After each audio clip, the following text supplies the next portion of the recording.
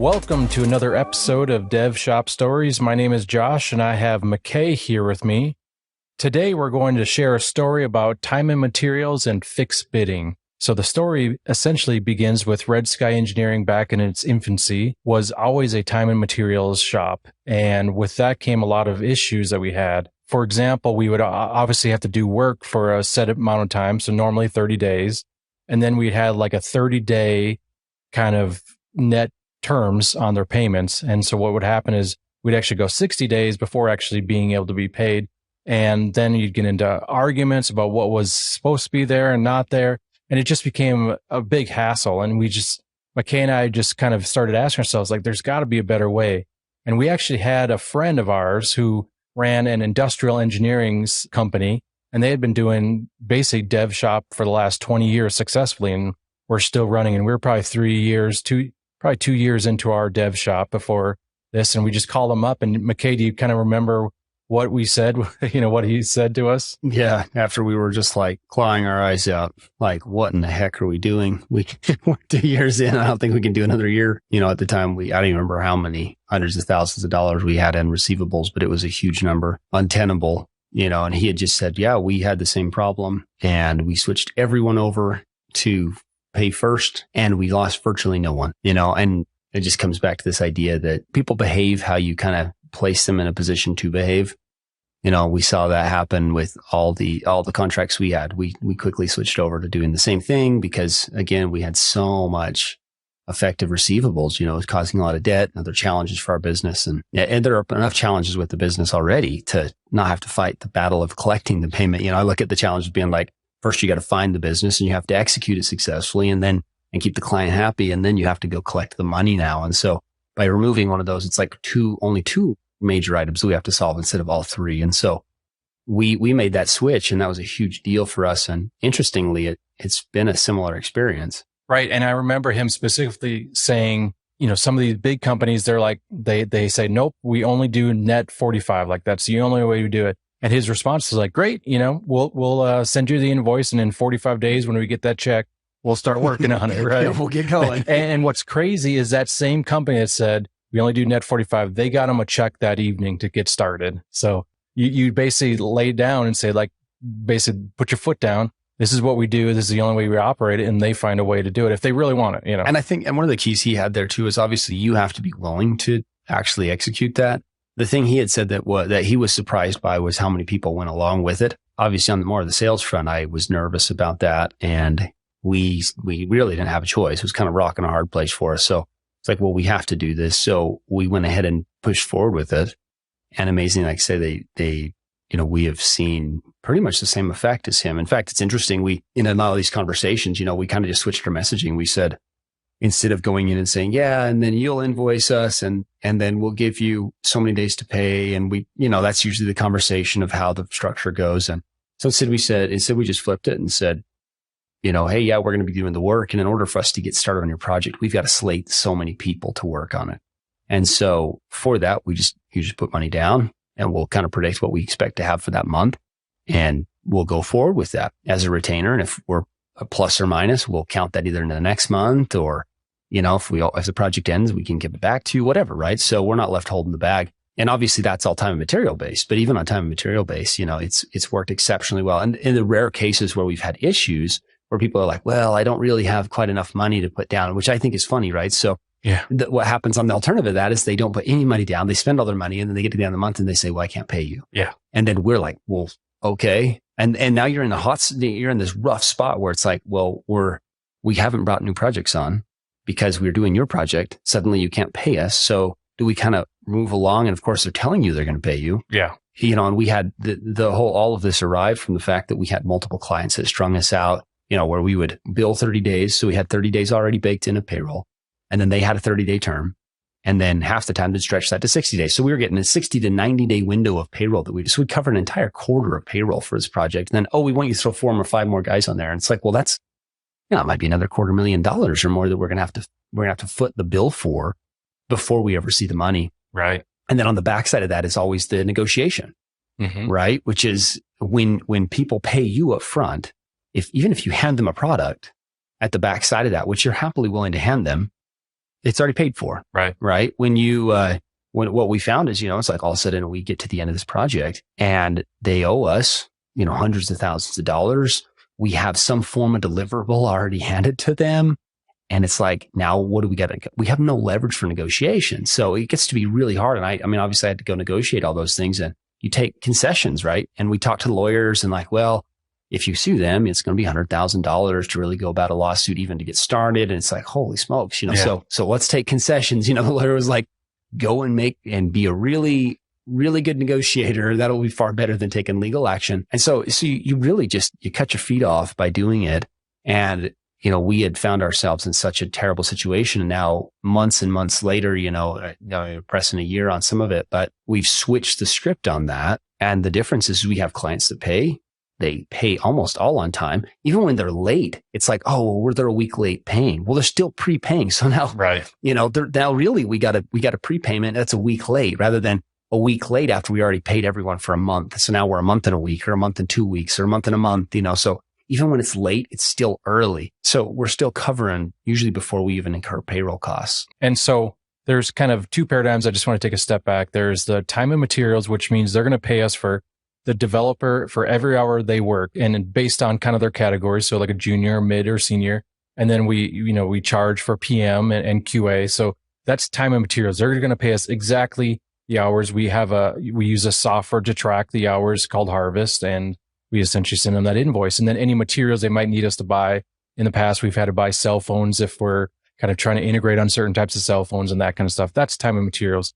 On the flip side of that is firm fixed price. And so fixed bidding. And essentially what that will take is it's going to take you to understand the entire project, exactly what they want, what they're going to deliver, at least in this phase of this MVP project. And that takes a lot of time to actually bid that out and actually do that. I mean, it's going to take multiple weeks of having senior developers sit down, break apart the problem, and give estimates, time estimates on each one of these little chunks. You'll have to have a designer that's going to actually go through and design exactly what it is. You have to have a project manager that's going to go and break down all the scope requirements into documents. And so what we found to be actually best is to actually split, even if it's a firm fixed project, to do that initial phase, which we call the design and discovery phase.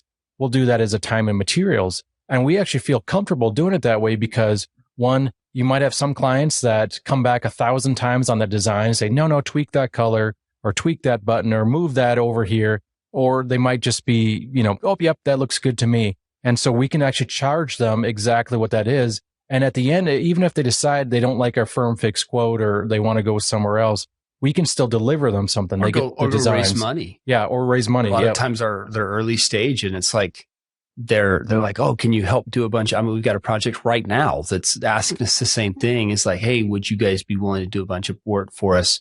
And I think the developer world, this is like the constant ask is, would you work for me for free, for equity? Yeah. And my take is that should almost never exist solely because I've never seen it work well. And we've tried it on many occasions. Right. So I think we've given it the good old college try and it doesn't work good. I just don't advise that. I think they've got to have some skin in the game. But really what comes down to it and the approach we take with groups like this and certainly with these guys as well is going to be, if you can cough up some cash, we can help you actually design discovery. If you are going to go raise money, you need to show that investor that you actually have not just an idea, but a real plan. And most of these people come and they actually have great ideas. And they even have plans on how they might want to put it in the market, which is great, but they have no idea how to execute the tech. They have no idea how to scope it. They can't design it. And so instead, we can actually help them put together something that they can go put in a deck, go raise money on. And then, as you mentioned, like sometimes, we've had a few groups that have done that. They've worked through capital constraints and they didn't end up building the project, right? And it's like, but at the end of the day, they walked away with something that was of value to them and their business and the pursuit of their business, no matter what. So it's they get a deliverable. So it's not just this ethereal thing. So it wasn't just pure consulting. It's like consulting to an actual end. And then from there, like you said, then we can fix bid. So, we really are talking about two different things, right? The first part of this was been from a business side, should we do net terms? Yeah. And I think my take and across all our businesses, we've seen this. No, like the net terms just are so hard. It amazes me how many people just don't pay their bills. Like it's crazy. I mean, we've run into multiple people and companies who know that if it's like under 10 grand, you're not going to sue them for it. Right. And so they just don't pay anybody. and you just walk away and eat that cash, And so it's like, if you're new to the business world, be aware, these people live there, they're here, they're the vampires, and they will happily suck your blood and move on. And if you're a sucker to let them do it, then it's going to happen to you.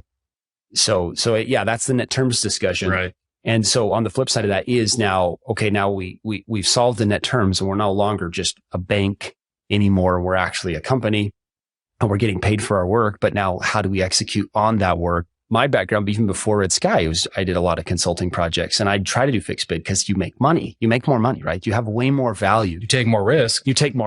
But no one's going to pay me $500 an hour, but I think my time's worth it, kind of a deal. But they're going to say, well, I can get this guy over here's time for $100 an hour. You think you're 5 times faster than him? Yeah, I actually think I'm 10 times probably faster than him, but they won't believe me, right? No one's going to believe that story. And you're taking some of the risk off of their plate for that reward by saying, well, I'll execute within this time window. But the challenge that you run into, I think, with fixed bid, and why we were so slow to really implement it, and a lot of that was just because my exposure to it early on was such a mess, is projects start fantastic, and then you get to the end. And if you're a creative and a fast coder or something like that, you're probably a good, creative engineer, but you're not good at detail. And so come to the end of the project, I want to change X, Y, Z and 5 or 10 times that happen. And you don't document that because you're not good at documentation. You're just building. At some point you say, hey, look, we've well exceeded what we intended to build, but you don't have any documentation. So you go back to the client. It's just a giant disaster. So we had said, even though I had made good money in the past doing it, it was like, we don't want to do this because we don't want any disaster every time. And so we took the approach of like, let's do this as a, time and materials, right? And that worked well once we actually flipped it to not being getting net terms, right? That worked well, but there's no upside for the business. So we want to hire really good people, and we want to pay them well and be competitive in the market, but we can't because we can't get clients to pay us enough money for their time to do it, And so you're fighting those two battles. And I think the magical thing that happened for us, as we were just talking about a minute ago, is really the powerful thing that changed was we put the right people in the right places in the business. And so we got PM people involved that were really detailed and articulate and numerical.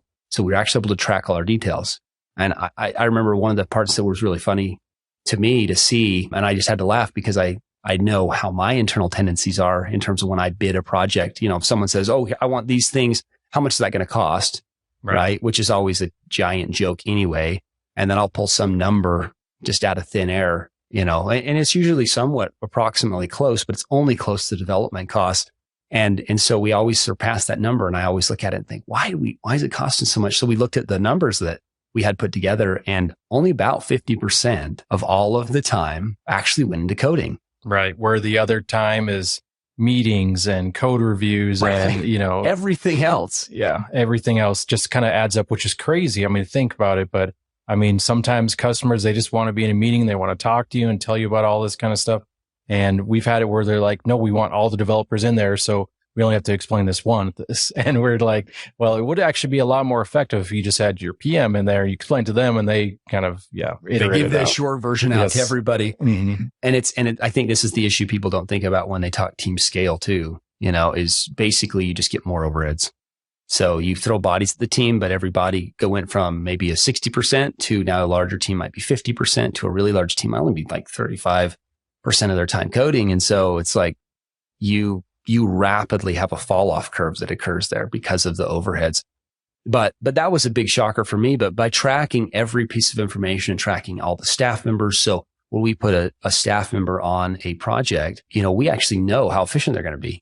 And so when we bid that out and we say, oh, this is going to take 2 days. Well, we know that person's going to get that done in a half a day because they're super efficient. Whereas, maybe someone else might take 3 days to solve it, right? And then you have to take into account that if somebody says it's going to take 8 hours to do it, well, that's 8 hours of actual dev time, which again, we already said they're going to get, it's going to take 16 hours of real time to get 8 hours of dev time. But then if their efficiency is not 100%, it could be even longer and stuff. But since we tracked all those metrics on each individual developer, that we have a spreadsheet going, we actually know what the actual true cost is going to be when they say, I think it's only going to take 8 hours. It's going to take you this much. And so then we put that into our calculations of our firm fixed bid. Well, and then that's why the discovery is so important because we actually get to we articulate all the detail of that project.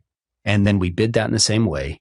And now we apply our efficiency volumes or values to it. And suddenly we get this magical number that happens to be really, really accurate. And so now all of a sudden we confirm fix it, and that was kind of the magic of having all those pieces. And I think the one other thing though that I mentioned that really, really, I think deserves the energy there is one of the big realizations we had as well, in concert with the billing, correction, the firm fixed capacity or capability by doing the tracking and metrics is also client communications, and just how critical that was. We got to the end of some of these disaster projects and I was just beside myself. Like, these are people you get to know really well and things fall apart and it's extremely emotionally frustrating. And, we all sit around for days and weeks in discussion on these things because of the frustration levels and just like, what could we done differently? What did we do wrong? Mm-hmm. And we were all looking at like, we built a dang good product, like what are they all mad about? And I think we even built it under budget, right? Of what we thought was realistic. But what we realized was we hadn't had the communication with the client buttoned up completely. And it's not necessarily even just a client. It's the major stakeholder that's in that division. Cause this one client in particular that I can remember, we talked to him every single day. We had daily stand-ups, but it was a project manager they put on to kind of shepherd us, to kind of give the vision. But it turned out that the vision of the actual stakeholder that actually cared and was funding the whole thing was completely different from what his project manager did. And when this actually got to the end of this cycle and then we were called out, why didn't you build it that way? The PM that had led us and told us exactly what to do said nothing, kept quiet and threw us underneath the bus, Right. And so we really, we kind of had that paradigm shift we needed to make as well, which was we will not do work if we cannot have communications that work. And we actually track that as a metric, as a KPI now. How many meetings that they show up to missed, and how many, right? yeah, because exactly. We know there is an absolute correlation to high miscount equals disaster. It's the looming disaster is coming. And I think the real reason for that is that's the pressure release valve. Is every couple of weeks we get to sit down with that client, we get to go through the details, we get to hash out the complexities, and instead of building that up for 6 months and all this money later, it's released each couple of weeks, and so we can actually create a satisfied experience. So there's quite a few moving pieces there, just from a managerial side. But yeah, we realized that the product we're offering is really the culmination of all the experience that the customer's having. It's both the interaction and also what we're producing is code. And I think we produce really good code, but we weren't producing really good experience for the client. We were trying, but it wasn't well processed. And so, speaking of experience, one of the things that we did also find was that when we delivered the product to the customer and we said, okay, there it is, it's launched, live, we found that those first couple of weeks after launch is one of the most critical to ensure success. And so what we actually do now is we include as part of our fixed bid 2 weeks of time following launch. So launch phase is what we call it. And we just include that as part of bid. You just have to do it no matter what, because you're rolling out a brand new car that has never been test driven, or it's been tested, but it hasn't been out to the public for the first time, and things might just happen, And so, you're still really in the early test phase, and we're trying to production harden, but in a way, the only way to do that with tech is to put it out there. You do all the testing you can, and then at some point it's got to go live. Right. Yeah. And that's it, is like, we realize that customers will believe you with what you tell them. So if you tell them that their billing cycle is going to be 30 days and that you're willing to accept their net terms, they will believe you and they'll take advantage of that as much as they can. If you tell them that that's not what you do, they'll believe you and they'll work within the boundary of that. If you tell them, when the project's done, and you don't specify done, what that means to a client is there's this code completion event, there's this live production event, and magically it all works and I never have to pay another dime. Right. Yeah. It's like I went to the car lot and I picked out the car and then it's done, and I never have to touch it again.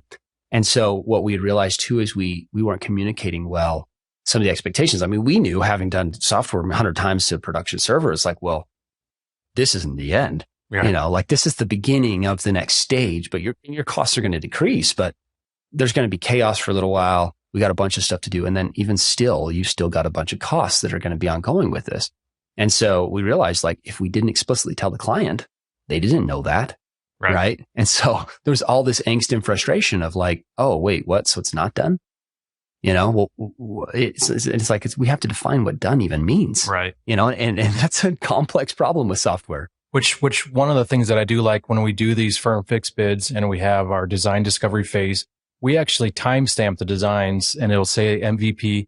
And so that way, when we go back and say it is done, this is what it looked like. This is kind of what you agreed upon. That is what it is. And we realize that people, they didn't put as much thought into it, or things have changed as they started to see it and do it. And so we allow change orders, and that just increases the cost. And what I really love about it, when we were talking to a customer that's just about to get onboarded to, they said, Josh, one of the issues that we have is we've got a lot of people giving ideas out, and a lot of people saying, well, what if it did this? And what if it did that? And it was like, we need somebody to kind of rein this in and say, nope, these are the requirements. And we said, yes, we can do that. And when somebody has that idea, we'll say, great, let's take a look at it. We think it's going to be X number of dollars. Is it worth it to you for that change? Right. And then people are like, the timeline and the cost, right? Yeah. Yep. And so it can't be free. That's not a real thing.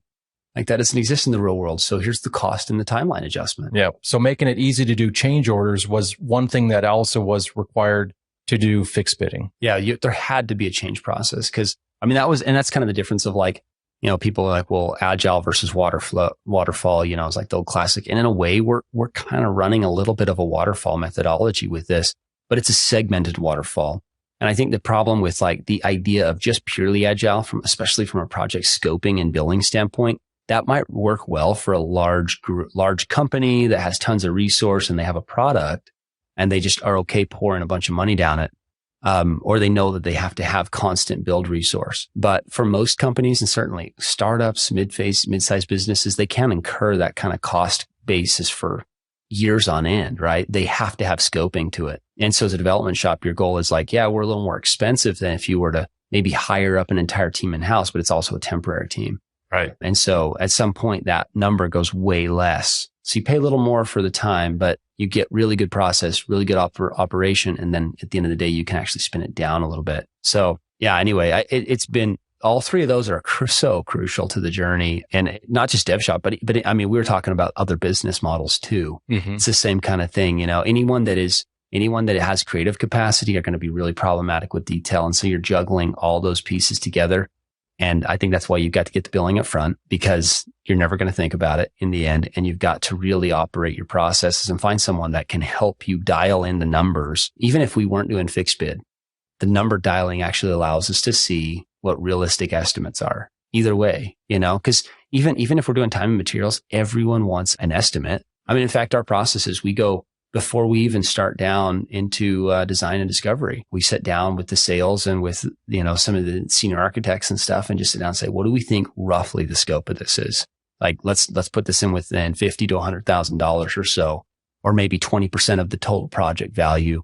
What do we think it falls into? Give us a range. Because otherwise they're like, are we even in the same ballpark? And we've had a few of those where, we've come back and said, well, it's probably going to be, $200,000 or $250,000 to do this. And they're like, oh man, my budget's only realistically 100. It's like, well, then we need to rescope your project. Yeah. Right. Because this is not going to happen for $100,000. So I think that's the value that those numbers give you, whether you're fixed bidding or not, is you actually have the ability to scope stuff. And so for us, it was easy to take that into a fixed bid once we got enough information. But yeah. So kind of in summary, RedSky Engineering switched to a retainer base as much as we can. And if it wasn't that they couldn't get on retainer, they had to be an established business and they pay us within a week of short work, billing cycles, short billing right? cycles. Yep. We still do time and materials where it just makes sense, where we just cannot get our minds wrapped around what it is that you actually want delivered, but they want people working on it. Usually that's like a team augmentation where they already have software development going and they just need I just need 3 engineers just to work on it for the next month. And I'll give them. It's us taking the risk from them for that. Yeah. Because otherwise what you're really saying to a client, if you're not fixed bidding, is you're saying, okay, well, because they always want a budget. Yeah. They always want a windowed budget because they only can afford so much. And by not actually doing a fixed bid, they're the ones at the risk position for the budget. And so you lose your upside because they hold the risk of the project going on as an overrun, right? So if we can fix bid it and we can actually wrap our heads around it, then we actually hold the risk of accuracy and completion, which they love. But on the flip side, for DevShop, some clients, they come in and we're just like, we cannot get your project in a state where we can fix it. We think it's something like Twitter with a cross between LinkedIn, with a little bit of Facebook thrown in there. How much is that? Yeah. Like, well, I don't know. Find out how much does Facebook spend on building Facebook, you know? Yeah. Like it's not probably in your budget. And so with these changes that we have, we've completely been able to kind of flip around RedSky Engineering into a profitable state, into something that we want to keep on going long term.